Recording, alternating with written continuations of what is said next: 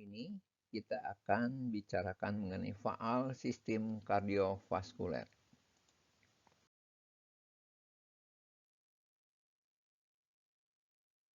Untuk fungsi yang normal dari tubuh, perlu keadaan yang disebut homeostasis. Definisinya adalah keadaan lingkungan dalam atau milieu interior organisme yang seimbang atau fisiologis supaya tetap hidup normal. Untuk homeostasis dibutuhkan temperatur, pH tubuh, tekanan osmosis tubuh yang optimal. Yang kedua, tersedianya nutrien yaitu glukosa, asam amino, oksigen, dan lain-lain yang optimal juga.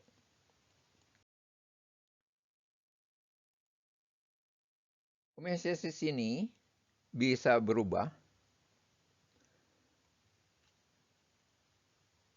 atau deviasi karena keadaan di luar maupun di dalam tubuh. Di luar tubuh misalnya temperatur yang ekstrim.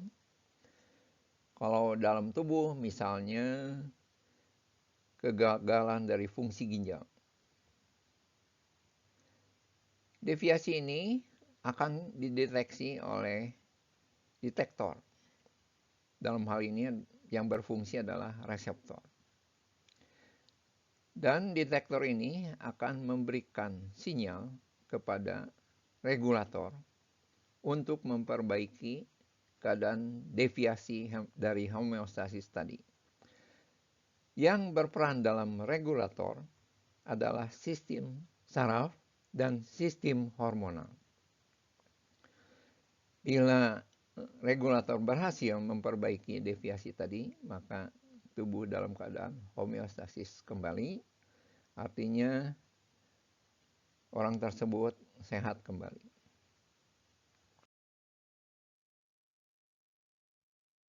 Sistem transport cairan ekstraseluler itu dikerjakan oleh sistem kardiovaskuler.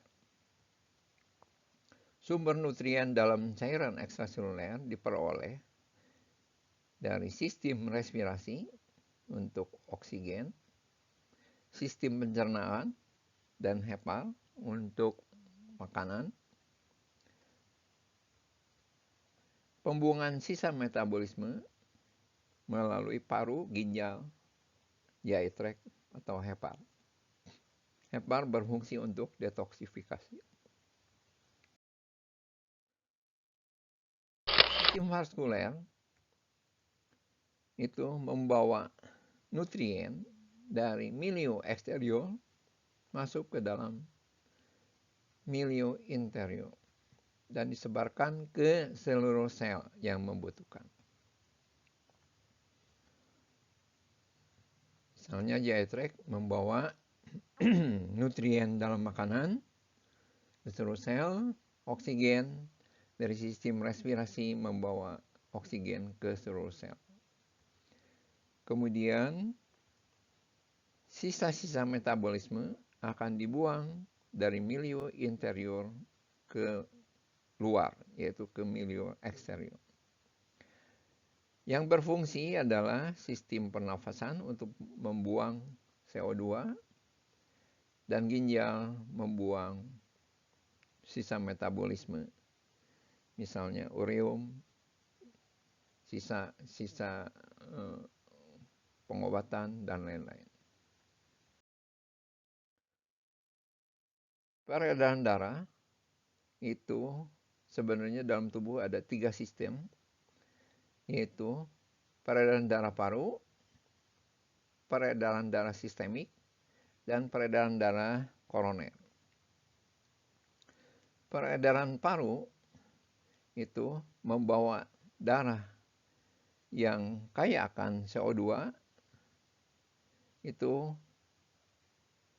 ke paru-paru, kemudian dari paru-paru membawa darah yang kaya akan oksigen untuk disalurkan ke seluruh tubuh oleh peredaran darah sistemik. Peredaran darah koroner itu dikerjakan oleh dua arteri, yaitu arteri koroner kiri dan arteri koroner kanan dengan cabang-cabangnya.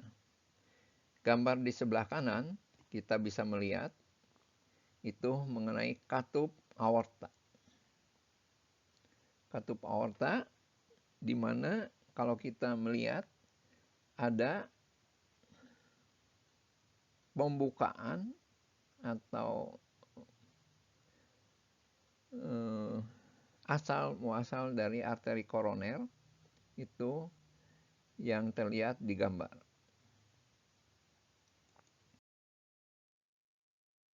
Untuk mengetahui faal jantung, kita perlu mengenal struktur jantung.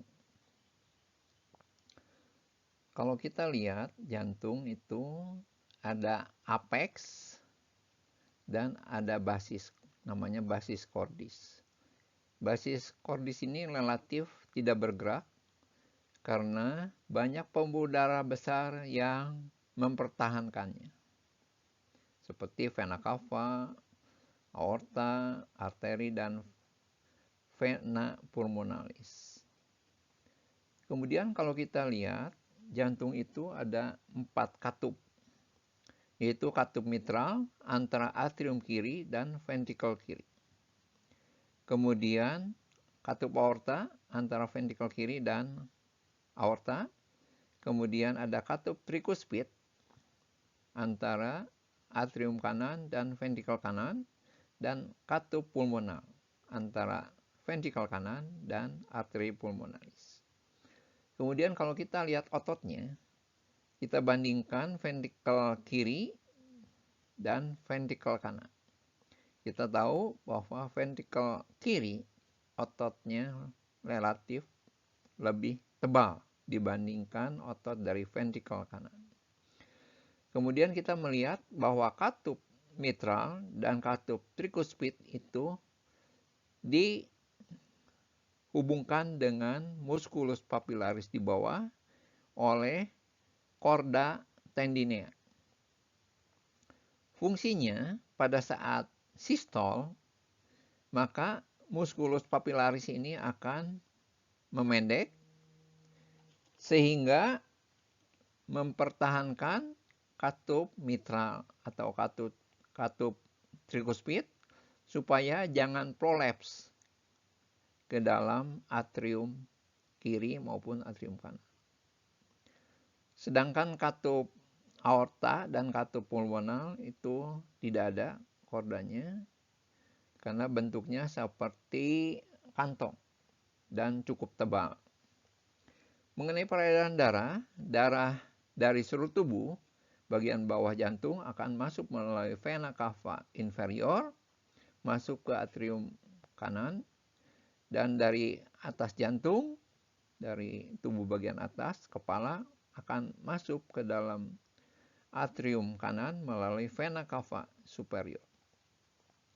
Dari atrium kanan melalui katup trikuspid masuk ke ventrikel kanan, dipompakan pada waktu sistol melalui katup pulmonal ke arteri pulmonalis menuju ke paru-paru. Dari paru-paru akan masuk darah yang kaya akan oksigen melalui vena pulmonalis. Vena pulmonalis adalah vena satu-satunya di dalam jantung yang kaya akan oksigen. Dari atrium kiri akan masuk ke ventrikel kiri melalui katup mitral. Dan dari ventrikel kiri akan dipompakan melalui katup aorta ke aorta dan ke seluruh tubuh. Ini gambar katupnya. Ini katup trikuspid, ini gambar katup mitral, aorta, dan katup pulmonal. Katup aorta ini cukup tebal dibandingkan katup mitral maupun trikuspid. Dan ciri-ciri katup aorta itu ada muara dari arteri koroner yang kanan dan yang kiri. Yang kuning ini adalah skeleton jantung. yaitu annulus fibrosus. Kita perlu mengetahui kapan keempat katup itu terbuka atau tertutup. Pada saat katup trikuspid dan katup mitral terbuka, katup aorta dan katup pulmonal itu menutup. Hal ini terjadi pada keadaan diastol, yaitu darah dari atrium kiri masuk ke dalam ventrikel kiri, darah dari atrium kanan masuk ke dalam ventrikel kanan. Pada saat sistol, katup aorta dan katup pulmonal akan terbuka. Darah dipompakan keluar dari jantung ke aorta dan pulmonal.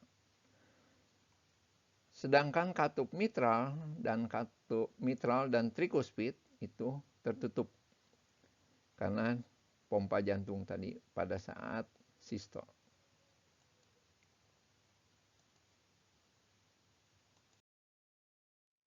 Kelainan buka tutup dari katup, kita kenal istilah stenosis, yaitu pembukaan katup jantung yang tidak sempurna. Kita dapat menemukan keadaan yang disebut aorta stenosis, pulmonal stenosis, mitral stenosis, dan tricuspid stenosis. Sedangkan penutupan katup jantung yang tidak sempurna disebut terjadi keadaan regurgitasi. Dalam bahasa Inggris, regurgitation. Kita kenal aorta regurgitation, pulmonal regurgitation, mitral regurgitation, dan tricuspid regurgitation. Jadi, kelainan buka tutup ini bisa mengenai semua katup jantung. Dan hal ini bisa menimbulkan keadaan yang disebut murmur atau bunyi tambahan jantung. Untuk melihat keadaan katup jantung tersebut, kita bisa melakukan namanya ekokardiografi, pemeriksaan USG untuk jantung. Seperti pada gambar atau potongan parasternal long axis ini, kita bisa melihat yang disebut katup mitral. Ini katup mitral, kalau real time-nya ini akan bergerak-gerak. Dan ini katup aorta. Seperti ini. Ya. Ini pada potongan parasternal short axis, kita juga bisa menilai katup aorta dengan jelas. Ya. Kemudian ada ini katup aorta, ini katup trikuspid, dan ini katup pulmonal, agak kurang jelas. Pada potongan four chamber apical, kita bisa melihat katup mitral dan katup trikuspid. Ini septum daripada ventricle. Selanjutnya, kita bicara mengenai anatomi dari dinding jantung. Yang paling dalam disebut endokardium, kemudian di sebelah luarnya ada miokardium, kemudian perikardium viscerale, kemudian ada perikardium parietale yang terpisah dari perikardium viscerale, dan diantaranya ada rongga jantung, rongga yang memisahkan jantung.